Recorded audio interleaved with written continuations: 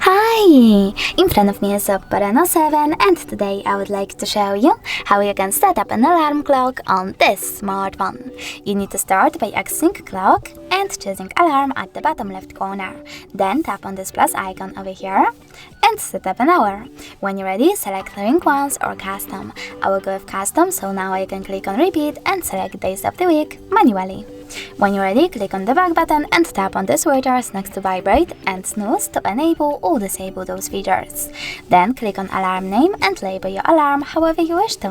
When you're ready, select ringtone, tap on allow in the pop-up and select one of those melodies as your alarm one by tapping on the best one and going back. You can also though select from files over here, click on music from your smartphone and go back to set it up.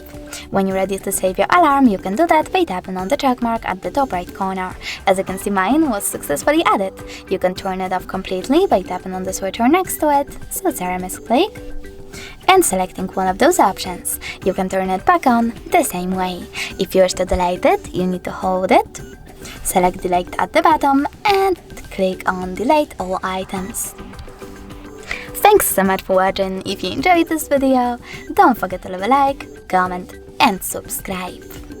Bye!